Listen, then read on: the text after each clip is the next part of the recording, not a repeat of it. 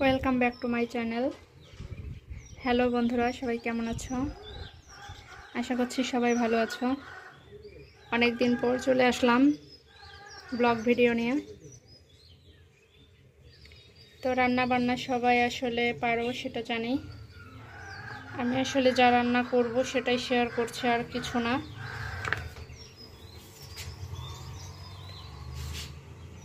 আর আমার welcome back to my channel.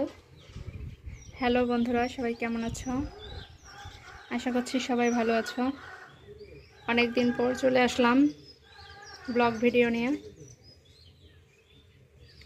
তো রান্না বান্না সবাই আসলে পারো সেটা জানি, আমি আসলে যা রান্না করব সেটাই শেয়ার করছি, আর কিছু না।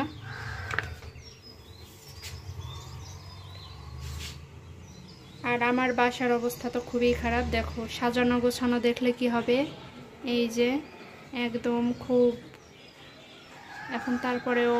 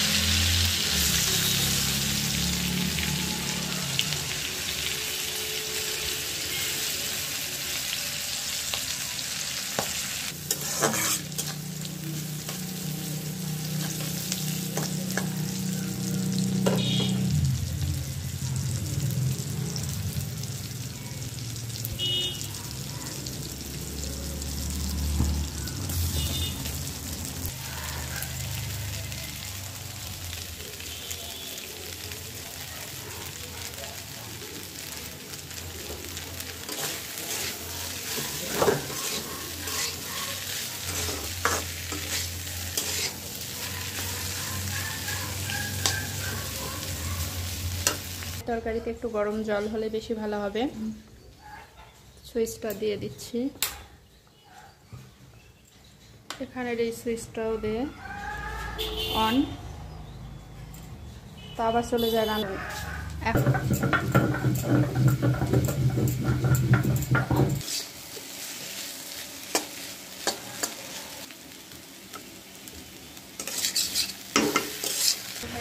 গরম জলটা দিলে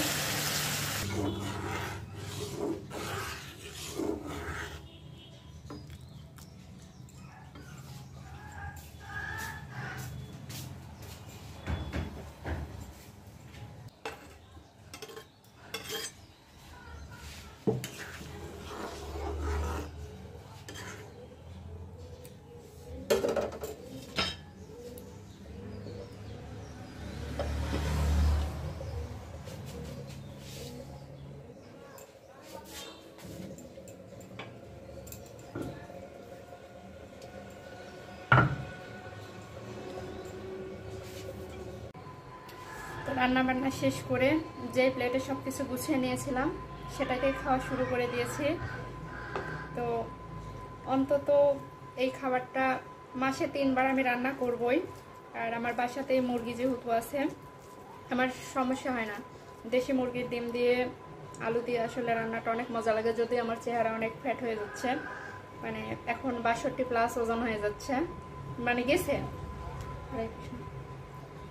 তো তারপরে কি করব, বেশি বেশি আলু খাই আর বেশি বেশি মোটা হই।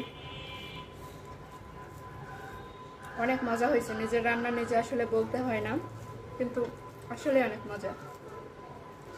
আপনারাও বাসায় রান্না করবেন, অবশ্যই একটাবার ট্রাই করবেন। আর আমাদের নওগাঁ অঞ্চলের মানুষই মনে হয় নওগাঁ, বগুড়া এই ডিম দিয়ে আলু দিয়ে বা মাছ দিয়ে আলু দিয়ে এই ঘাঁটিটা বেশি পছন্দ করে। এটাকে অনেকে আলুর ডালও বলা হয়, মানে বলে, অনেকে আবার আলু ঘাঁটি বলে থাকে। তা আমাদের নওগাঁ অঞ্চলের মানুষটা আলু ঘাঁটি বলেই পরিচিত। তো ভালো থাকবেন, আর যদি ভালো লাগে তাহলে অবশ্যই লাইক, কমেন্ট, সাবস্ক্রাইব করতে ভুলবেন না, আর অবশ্যই শেয়ার করবেন যদি ভালো লেগে থাকে। আর না লাগলে দরকার নাই। টাটা সবাইকে।